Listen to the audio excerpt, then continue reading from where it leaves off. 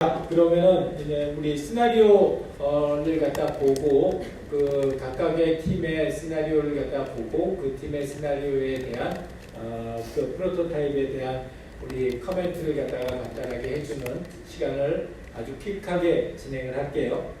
그래서 우리 첫 번째 좋은 스토리 찾고 프로토타입 만들어서 스토리보드 해보는 건데 그 스토리보드만 봐도 우리가 대부분 어떤 식으로 지금 이게 만들어질 것인지를 알 수 있으니까 그 얘기를 갖다가 같이 나눠보도록 할게요. 그래서 첫 번째가 우리 열심히 지난 시간에도 발표한 브이룩인데, 자, 그 브이룩은 중고 의료거래 플랫폼으로 300만 다운로드 수를 받습니다. 밀레니얼 세대의 큰 인기를 갖다가 얻고 있다고 하고요. 자, 그래서 해당되는 걸 이 팀은 동영상 만들었다고 그랬죠? 자, 그래서 동영상 플레이를 갖다 하고서 할까요?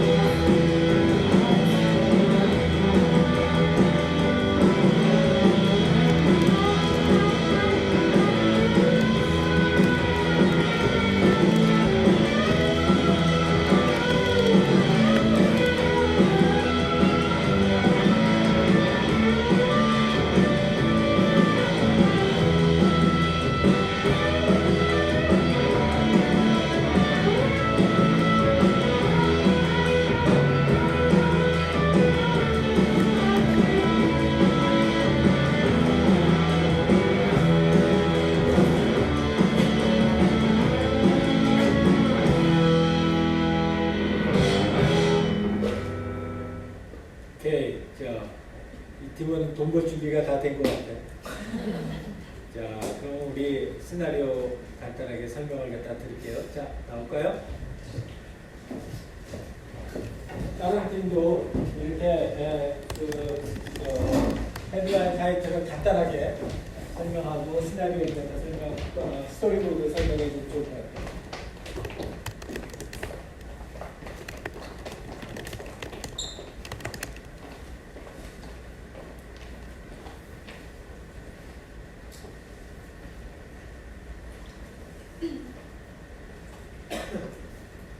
네, 저희는 브이룩 팀이고 저는 발표를 맡은 윤수현이라고 하고요. 저희의 스토리보드에 대해서 간단히 설명을 해드리겠습니다.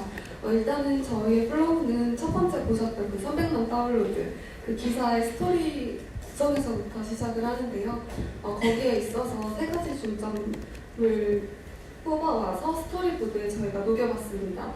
그래서 저희 발표를 들으실 때 앞서 보셨던 동영상에서 프로토타입이 어떻게 사용될지 각자 상상해 주시면서 들어주시면 감사하겠습니다. 그래서 일단 판매자 측에서는 저희가 페르소나에서 한번 언급을 한 적이 있는데요.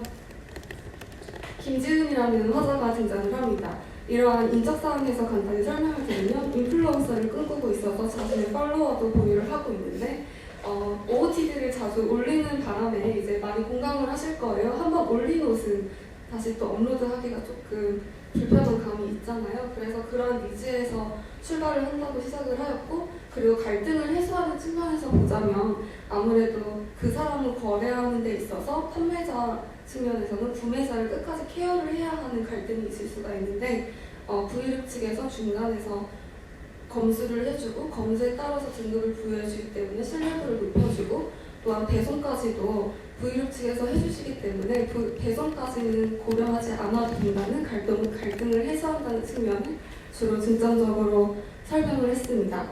그리고 두 번째 화자는 구매자인데요. 이 역시도 페르소나에서 연장선의 하나입니다. 구매하는 김용조라는 이제 저희 흔히 볼 수 있는 고학생이 등장을 하는데 보시다시피 굉장히 저렴한 가격에 구매를 할 수 있고 또한 여기에서 나타나는 갈등 상황을 해소하는 데 포커스를 둔 것은 아무래도 집 근처에서 배송을 받게 된다면 시간과 장소의 제약 없이 안전하게 받을 수 있기 때문에 이러한 무임 택배 시설이 없는데도 불구하고 카페에서 수령을 할 수 있다는 점을 포커스로 잡았습니다. 그리고 이제 마지막으로는 기브룩인데요.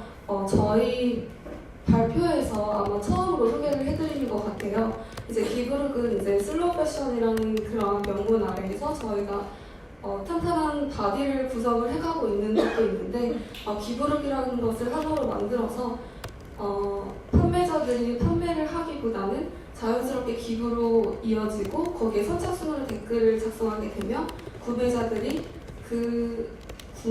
구매할 수 있는 옷을 돈을 지불하지 않고 받을 수 있는 시스템이에요. 근데 여기에서 중요한 점은 기브룩을 많이 이용할수록 저희가 등급을 부여합니다. 실버, 골드 이런 식으로 등급을 부여를 해서 셀러에게 이러한 영향력이 있다는 것을 표시해주고 또한 환경적인 측면에서 슬로우 패션이 가질 수 있는 의미를 더 더해주기도 합니다. 그리고 앞에 프로토타입에서 보셨다시피 연예인의 플리마켓을 저희가 초기 이용자를 유입하기 위해서 마케팅 이용 측면으로 이용을 하고자 해요. 근데 이제 플리마켓 같은 경우에도 어쨌든 연예인들이 많이 이미지를 자신이 이용을 해가지고 사람들에게 좋은 일을 많이 한다 이런 적인 측면이 있기 때문에 기브룩도 그거의 하나의 연장선이라고 볼 수가 있습니다.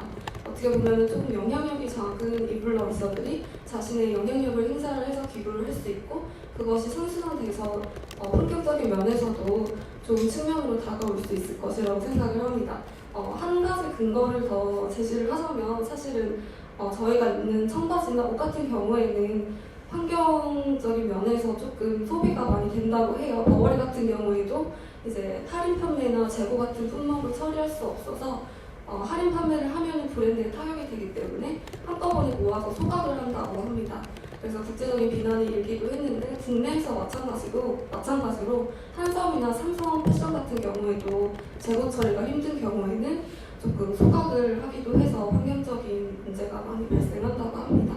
그래서 저희는 그런 측면도 고려를 해서 기브룩이라는 서비스까지 판단을 해보았습니다. 네, 수고했습니다. 박수 쳐주시고요. 자, 이번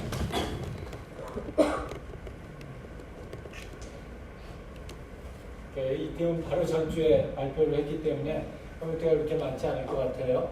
이 형식상으로 보게 되면 지금 아까 동영상으로 프로토타입을 보여주고 이거에다가는 지금은 시스템상의 프로토타입이 전혀 안 나타나 있는데 이 스토리보드 상에서는 시스템의 프로토타입이 직접 여기에 드러나 주는 게 좋아요. 그래서 우리가 16것으로 세 장 얘기를 했던 게 이제 실제 앞에서 보였던 프로토타입하고 동영상으로 보여줬던 프로토타입하고 여기에 보이는 컨텍스트 이 하이브리드 스토리보드가 같이 합쳐져서 하나의 스토리로 보여줄 수 있게 필요합니다. 이해됐습니다? 네, 오케이, 수고했습니다. 자, 다음 편 갈까요? 다음 주는 탭 빌리. 네, 박수 한번 쳐주시고요.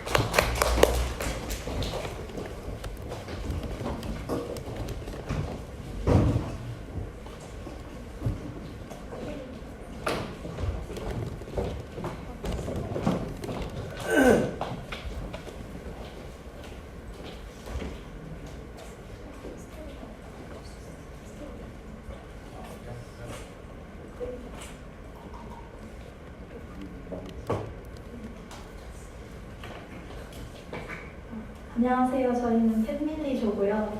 일단 스토리에서는 이렇게 세 가지로 만들어 보았는데 최대한 저희 서비스 안에서 이해관계자가 좀 다양하게 있는 서비스이기 때문에 어떤 이해관계자들이 예를 들어서 위탁자, 수탁자라든지 서비스에 관여하는 뭐 수의사라든지 전문가들이 어떻게 서로 연결이 되어 있고 그리고 강아지까지도 어떻게 되는지 그런 이야기를 많이 담으려고 노력을 했고요. 예를 들어서 첫 번째 부분 같은 경우는 출장이 잦은 김기중 씨라고 해서 저희가 이제 위탁자 페르소나로 잡았던 분을 인터뷰를 한다라고 생각을 해서 이야기를 담았고, 두 번째 장에서는 저희가 기존의 펫카페나 동물병원의 문제점들을 어떻게 해결해 나갔는지 그런 것들을 많이 담았고요.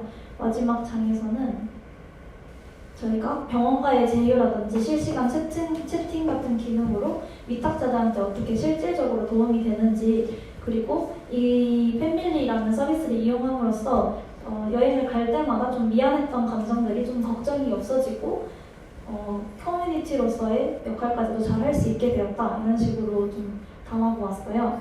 그래서 구체적인 프로토타입이 조금 더 중요할 것 같아서 말씀을 드리면은 저희가 이제 일단 시작을 하면은 이렇게 위탁자와 수탁자 중에서 한 가지 버전을 선택해서 들어갈 수 있을 것 같아요. 앱을 따로 하지 않은 이유는 한 사람이 위탁자이면서도 동시에 수탁자일 수 있기 때문에 이렇게 설정을 했고요. 프로필 등록 창 같은 경우는 위탁자 버전과 수탁자 버전이 다르게 나오는데요. 왜냐하면 위탁자한테 필요한 요구되는 정보와 수탁자에게 요구되는 정보가 또 많이 다를 거라고 생각했어요. 수탁자 같은 경우는 신뢰성 문제가 정말 중요하기 때문에 더 많은 정보가 필요하다라고 보았고요. 그리고 위에부터 보시면은 이제 위탁자가 수탁자를 찾기 위해서 글씨가 조금 깨졌는데 리스트를 보면서 별점이라든지 위치 그리고 후기 그런 것들을 보게 돼요. 그리고 그 중에서 저희가 말씀드렸던 것처럼 프리미엄이나 일반이 있어서 프리미엄 같은 경우 조금 더 자격증이 있다거나 경험이 많은 그런 분들이 될 것 같고요. 그래서 탐색을 하다가 좀 괜찮은 사람이 있으면 눌러서 더 자세히 읽으면서 정보라든지 후기들을 파악을 할 수 있게 됩니다. 그 다음에 위탁 신청창에서 날짜라든지 서비스를 선택하고 예를 들어서 산책은 하루에 몇 번 하는지, 배식은 몇 시에 언제 하는지, 약을 먹어야 한다면 언제, 그리고 알레르기가 있다면 무엇을 주의해야 하는지, 그리고 배변이라든지 그런 배변도 이제 집에서 하는 강아지가 있고 밖에서 하는 강아지가 있기 때문에 그런 것들을 다 설정을 해서 신청을 할 수 있고요.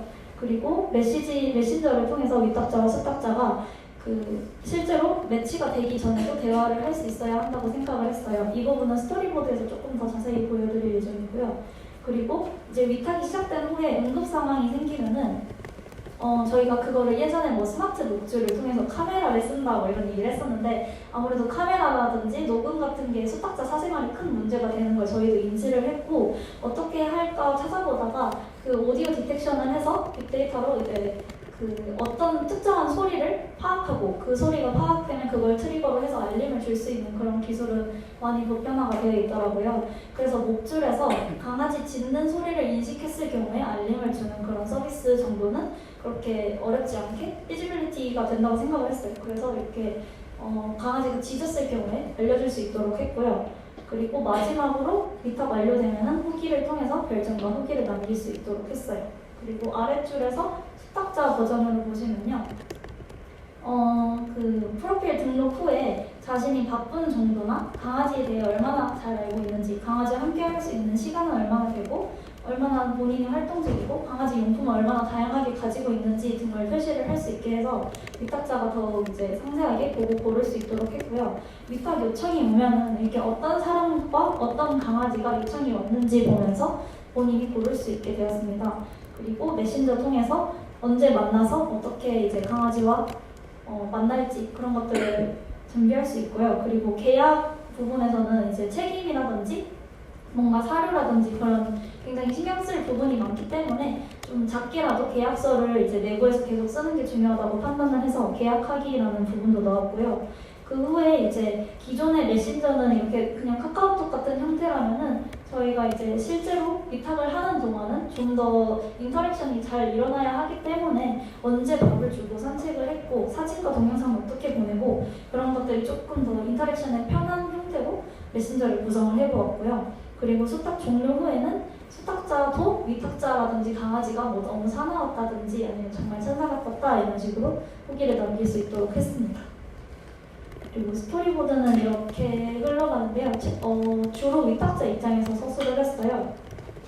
그래서 뭐 출장이 잦은 이제 김기중 씨가 부모님께 이제 출장 소식을 전하게 되고요. 그럼 부모님은 이번에는 강아지 안 맡아줘도 되냐라고 하니까 이제 김기준 씨가 매번 맡길 사람 찾기도 미안하고 불편해서 이번에 새로운 서비스를 찾았다라고 답변을 합니다. 그래서 걱정이 안 되냐라고 부모님이 물어보니까 되게 검증이 확실하고 문제 시에 이렇게 알려주는 서비스도 있다고 이제 안심을 시켜드려요. 그리고 전화를 끊고 출장 날짜에 맞춰서 수탁자 리스트에서 좀 동물 자격증이 있는 프리미엄 수탁자를 고르게 됩니다. 그리고 해당 날짜에 가능한 수탁자 2명이 나오면 그 중에 탑 랭킹을 보면서 집에 강아지가 현재 없고 경험이 조금 더 많은 수탁자를 고르게 될 거예요. 그래서 수탁자를 이제 위탁 신청을 하기 전에 저희 강아지는 발작이 가끔 있는데 혹시 병원에 가게 될 일이 생길 수도 있다라고 메시지를 해보고 그때 수탁자가 괜찮다라고 답변이 오니까 이제 며칠부터 며칠 위탁 요청을 보내게 됩니다. 그리고 이제 회사로 가는 길에 위탁 승인이 되고 그러면 이제 결제 요청이 뜨면은 이제 사료라든지 그 스트레스 짓는 것을 측정해줄 수 있는 그런 목줄 같은 걸 함께 구입하고 결제를 할 수 있고요. 그리고 수탁이 이제 확정이 된 후에는 채팅방이 열리기 때문에 거기서 또 위탁일에 어디서 만나서 언제 이제 강아지를 데려갈 건지 얘기를 합니다. 그래서 이렇게 공원에서 함께 만나가지고 잠시 한 30분 정도 강아지가 수탁자와 친해질 수 있는 그런 시간을 가져요. 그리고 수탁자가 강아지 데리고 집으로 데려가고 그러면 강아지가 방석에 잘 앉아있는 모습 이런 것들 사진으로 보여주기도 하고요.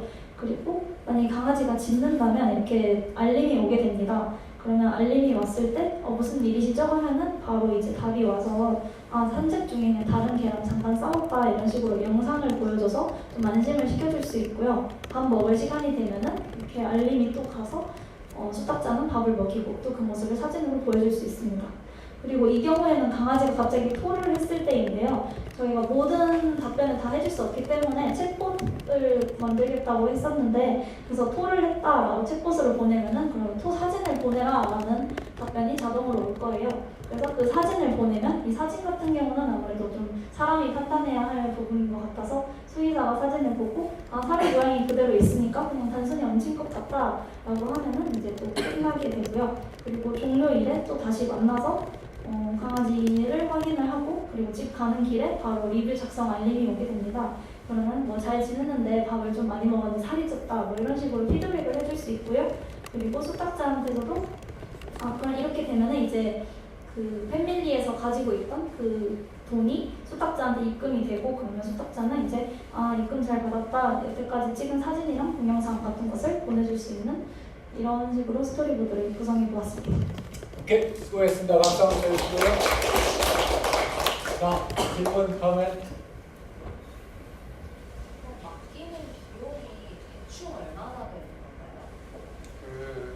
여기 프로토타입 보면 여기 윌링리스트 페이를 썼거든요. 위탁하고 하는 사람이 얼마 정도 내고 싶은지. 근데 5만 원에서 막 여기는 10만 원으로 해주긴 했는데 그러니까 약간 맡기고 싶은 사람이 내고 싶은 돈이랑 그 다음에 수탁자의 경우에는 자기가 좀 프리미엄 수탁자인지에 따라서 좀 더 돈이 올라가고 해서 이제 그냥 일반적인 경우에는 그래도 맡기는 비용 한 5만 원 정도 생각했고 그리고 여기서 6만 원인 이유는 위탁료는 4만 원 잡았는데 프리미엄 사료 2만 원 뭐 이런 식으로 서비스 부과해가지고 잘 안 보이시죠?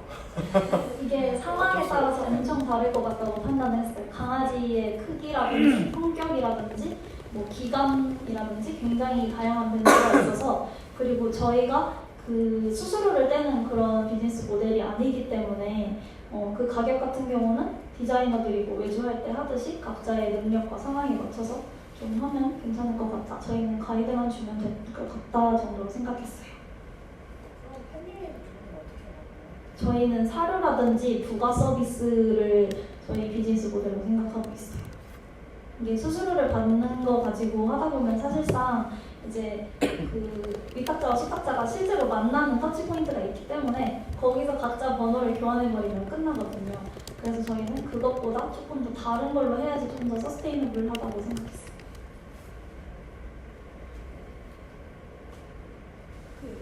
챗봇으로 실시간으로 그 답변을 해준다고 했잖아요. 그러면 전문가가 실시간으로 답변을 사진 보내주는 시스템이에요. 그 부분은 이제 최대한 몇 시부터 몇 시까지는 이렇게 해줄 수 있는 걸로 생각을 하고 있어요. 근데 사진 아무래도 이제 기본적인 답변 예를 들어서 토를 했다라고 하면은 보내줄 수 있는 거는 이제 어느 정도 될 것 같은데 사진 같은 경우는 이제 그 이미지를 스캔하는 기술이 아직 좀 미흡하다고 판단을 해서 그 부분은 아무래도 사람이 개입해야 될 것 같고요. 그게 아닌 경우에 그냥 뭐 열이 난다든지 좀 보지 않아도 판단할 수 있는 부분 같은 경우는 저희가 바로 동물병원, 근처 동물병원 리스트라든지 그 아이가 원래 다니던 병원 주소 뭐 이런 것들을 보내주는 식으로 판단을 했어요. 저는 좀 궁금한 게 이게 전체 인구에서 강아지만 사람들이 키우지 않고 여러 동물들이 많이 키우잖아요. 질문에 나왔을 것 같아요. 왜 강아지만 키우는지. 그게 물론 다양하면 좋지만 네. 일단 시작할 때 강아지로 시작하는 게 가장 쉬울 거라고 생각을 했어요. 아무래도 시스템이 또 동물마다 필요한 것들이 다를 것이고 예를 들어서 고양이는 또 산책을 안 갈 것이고 뭐 이구아나는 또 온도가 중요하고 굉장히 다르잖아요. 그래서 일단은 패밀리 중에서도 MVP 격으로 강아지부터 시작한다라고 보시면 될 것 같습니다.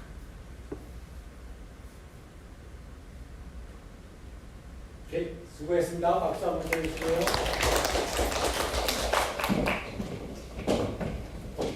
자, 우리 다음 팀은 박하은, 남재윤, 민주, 최현욱, 박형준. 오케이요.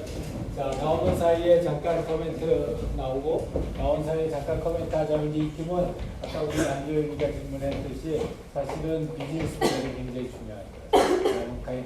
요새 굉장히 비슷한 모델들이 굉장히 많이 있고 또 거기에 그 코스트 스트럭처나 레베뉴 스트림이 다들 지금 굉장히 뭐 어떻게 생각하면은 레드마켓이거든요.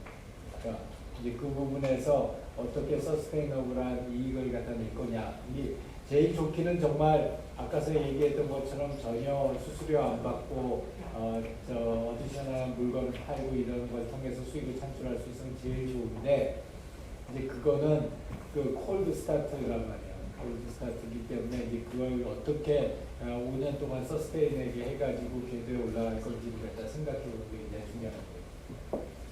네, 갈까요? 네, 안녕하세요. 저희는 인디밴드 로인디 조라고 하고요. 저희는 이제 스토리보드를 이렇게 만화로 그려서 프로토타입을 넣어가지고 표현을 해봤습니다. 그래서 순서는 이제 윗줄, 아랫줄 이렇게 가로로 읽으시면 되고요. 그래서 우선 첫 번째는 저희가 가장 맨 처음에 중점을 뒀던 것이 이제 인디밴드들이 각종 SNS에 정보들이 산재해 있기 때문에 그걸 일단 한 곳에 모아서 준다는 것이 이제 첫 번째 표현이 되어 있고요. 그리고 두 번째에서는 이제 뭐 일정과 가격과 뭐 지역 어떤 장르에 따라서 이제 자기가 원하는 공연 정보를 이렇게 추천받는 기능과 그리고 그 옆에는 캘린더를 통해서 이제 그 달에 있는 공연들을 전부 볼 수 있고 그리고 저기 오른쪽 상단에 있는 나의 관심 공연을 체크를 하면 또 이제 본인이 관심 설정을 해놓은 공연들만 또 캘린더에 따로 표시를 하게 되어 있습니다.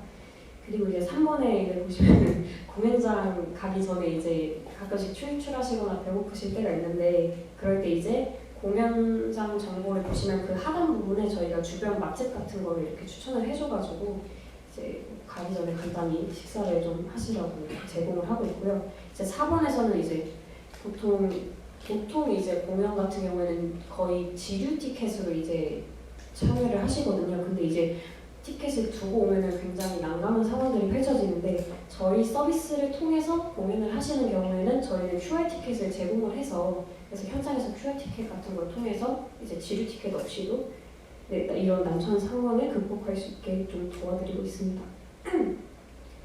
그리고 이제 다음은 이제 아티스트한테 이제 메시지를 받는 것인데요. 이제 예전에 그 흔히 생각하시는 UFO 그 무슨 메시지 서비스 같은 거 생각하시면 될 것 같아요. 그래서 이제 뭐 데이브레이크 원석 씨한테 메시지를 받았다. 그래서 너무 귀엽다. 이거는 갈 수밖에 없다 하는 이런 팬의 덕심을 좀 표현을 했고요. 그래서 2번에서 이제 공연을 관람하고 난 뒤에는 또 이제 공연이 끝난 뒤에 아티스트로부터 이제 공연들 잘 보셨냐 이제 집에 뭐 조심히 들어가시고 오늘 행복했습니다 하는 식으로 해놓고 여기 보시면 또 후기 쓰러 가기 이런 식으로 체크가 되어 있는 경우에는 바로 링크를 타고 들어가서 이제 3번에 보시면 이렇게 후기를 남기는 곳으로 바로 이동할 수 있게 또 이렇게 제공을 하고 있습니다. 그리고 여기에서 이렇게 후기를 작성하는 내용들은 저희가 이제 어떤 사전 고지를 통해서 이게 아티스트의 어떤 보고서의 정보로 활용이 될 수 있다라고 이렇게 알려드릴 거고요. 그래서 아티스트가 나중에 이제 공연 후에 공연 분석 보고서를 받아보고, 그래서 여기 4번에 보시면 공연 유입 경로를 일단 표시해놨는데 메시지가 47%로 이제 유입 인구가 가장 많았습니다. 그래서 이번에 메시지를 보는 게 효과가 좋았구나. 그럼 다음번에도 더 이거를 활용해봐야겠다 하고 전략에도 이렇게 수립이 도움이 되시라고 제공을 하고 있습니다. 네, 그리고 이제 인디 밴드도 아티스트의 입장에서 쓴 건데요. 이제 보통 공연을 하시는 분들은 자기 거 음악을 준비하는 것도 되게 많이 바쁘시거든요.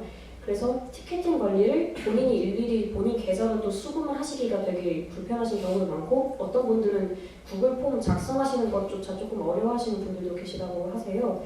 그래서 티켓팅 관리도 어렵고 또 공연장도 하나하나 또 일정을 체크해서 확인을 해봐야 되기 때문에 네, 많은 어려움을 겪고 계시고, 또 이번에 보시면 또 팬들과 이제 소통을 또 많이 하고 싶은데 그렇다고 또 SNS, 인스타그램에서 또 개인적으로 막 이렇게 다이렉트 메시지를 주고받기에도 애매한 측면이 있는데, 그래서 로인디 아티스트 버전으로 이제 어플을 다운받으시면 우선 3번에 보시면 티켓팅 위임을 저희한테 이렇게 하실 수가 있고요. 그리고 공연장 정보도 일정과 인원, 뭐 가격대 같은 이런 걸로 또 찾아보실 수가 있고요. 그리고 팬분들에게 메시지를 보내는 것도 팬 유형에 따라서 예를 들어서 뭐 공연에 관심 체크를 해둔 사람이라든지 아니면 아티스트한테 관심 체크를 해둔 사람이라든지 이런 식으로 메시지를 유형별로 다양하게 보낼 수 있고요. 그리고 홍보도 이제 캐러절이라고 그 돌아가는 광고 형태 있거든요. 그런 거나 뭐 팝업 광고 아니면 이렇게 메시지를 통한 광고 등등, 그래서 홍보 효과도 좀 최대한 키우려고 하고 있습니다. 네, 이상으로 부분을 마치겠습니다. 예, 수고하셨습니다. 자, 질문 다음.